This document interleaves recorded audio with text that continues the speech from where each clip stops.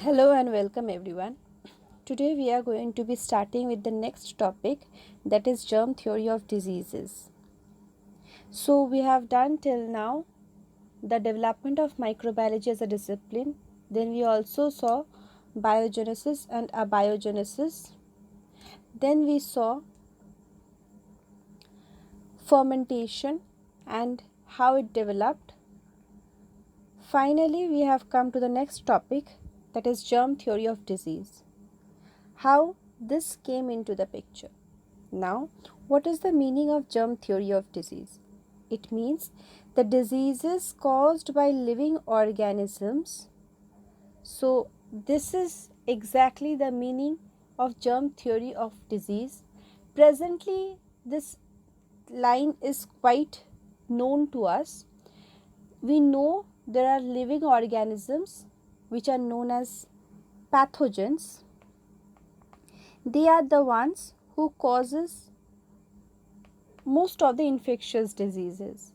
Yeah, there are other diseases also, but the infectious diseases are caused by these pathogens. But long back, during 1800s, they had no idea about the causative agents of different infectious disease. So, the first person to talk about it or find out the cause and the disease symptoms relationship was Benedict Prevost. Now, after that, C.J. Davine also tried to prove it. But ultimately, the person who gave experimental proof of germ theory of disease was Robert Koch. He did his experiments on some cattle who was infected with anthrax. Anthrax bacilli is the name of the bacteria which is going to be causing this disease. So the anthrax he found out was caused by a bacteria. You can call it Bacillus anthracis or Anthrax bacilli. So what he did was he did a series of experiments where he showed that when the Anthrax bacillus bacteria is isolated from the cattle and then cultured and then injected back into a healthy host, the healthy host will be showing the same characters as the previous diseased host. So, these steps of his experiments are given as the Koch's postulate. Bacterial causation or etiology of anthrax. That was what Koch did. Robert Koch showed in his experiments. This step-by-step experiments he actually gave in 3 steps total. So these 3 steps he called as Koch's postulate. Later in 1905, E.F. Smith gave a 4th point also. This was the 4th point which was given by another person, E.F. Smith, in 1905. So let's try to understand what he did. So Koch's postulates, which were given around in 1882, there what he did. The cows were taken. These cows were all suffering from anthrax disease. Then there were microorganisms isolated from these cows. He isolated these microorganisms and these organisms were cultured. So in the first step, he found lots of diseased hosts and he found the organisms that were associated with that disease. So, and the second step he cultured.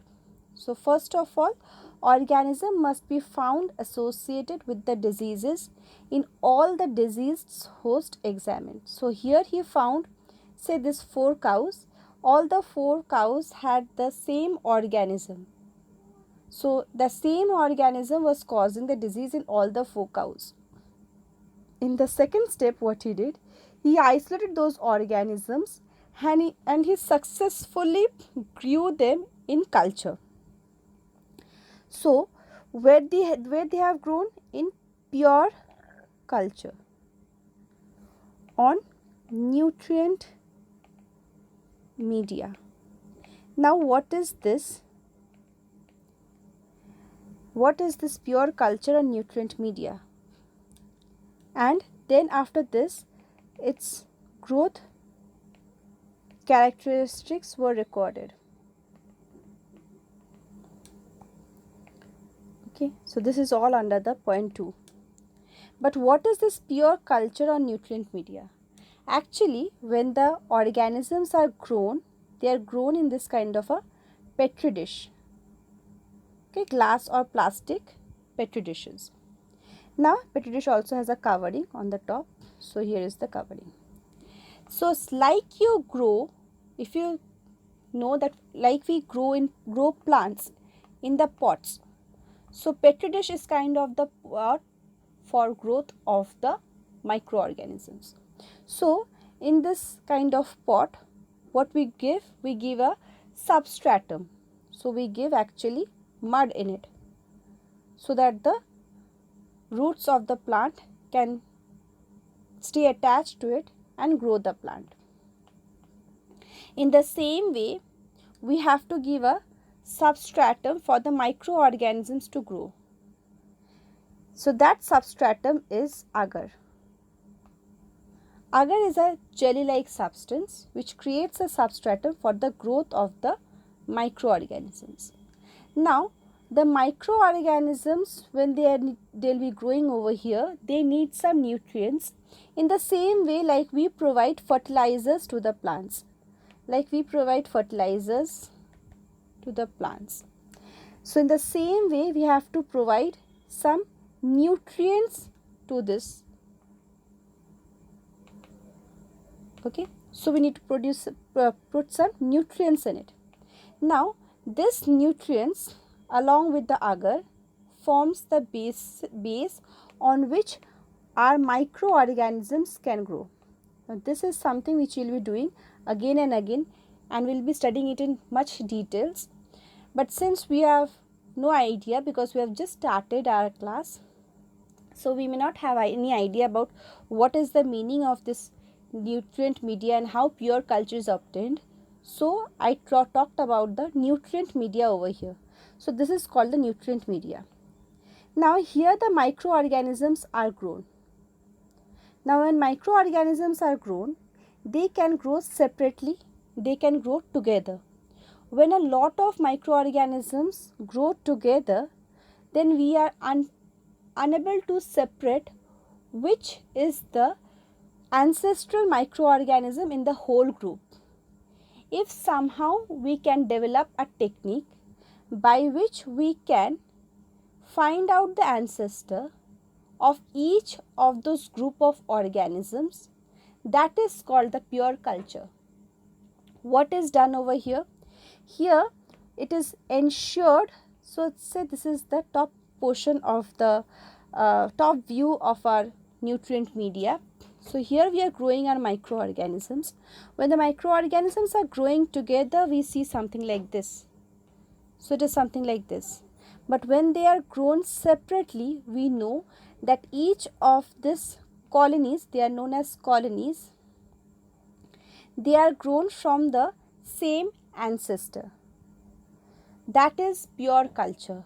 Pure culture means when we have only one type of microorganism, there is no mixture of microorganism, and if there is one single colony which has only one single ancestor and they have all divided asexually from that same ancestor, then it is called an isolated pure colony.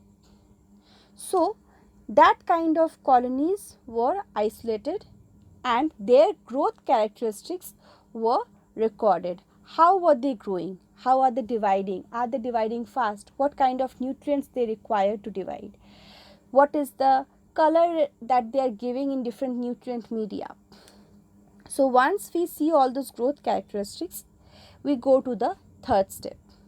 In the third step, the organisms isolated from this kind of pure culture must be then inoculated on a healthy host. So, we have the organisms growing in this pure culture.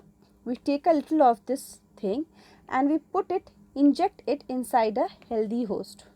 So, this is say a healthy cow.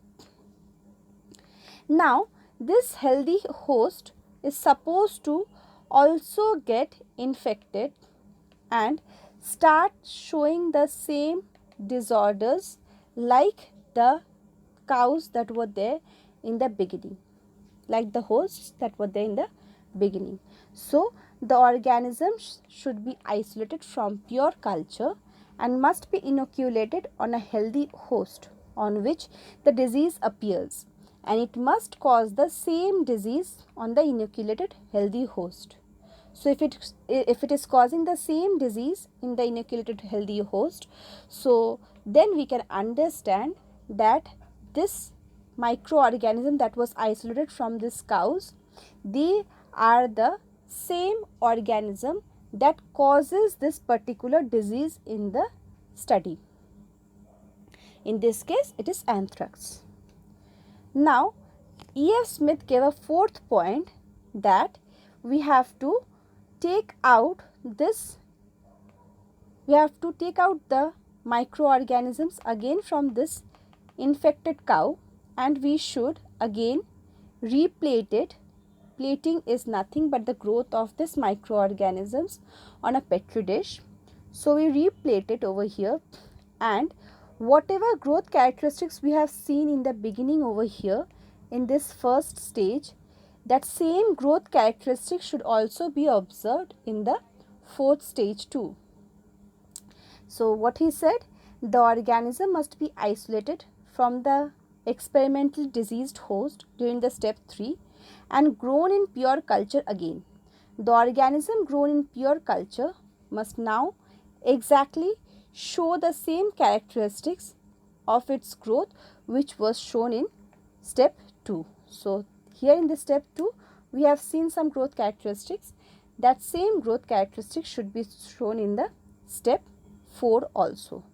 So, this is the step 1, step 2, study where the growth characteristics also included. Step 3 is inoculation in a healthy host, and step 4 is again taking out those microorganisms and reculturing. So, this is culturing, that is plating of microorganisms. This is how colonies, what are colonies, and this whole thing is the Koch's postulates or the germ theory of diseases. So, that's all. Thank you.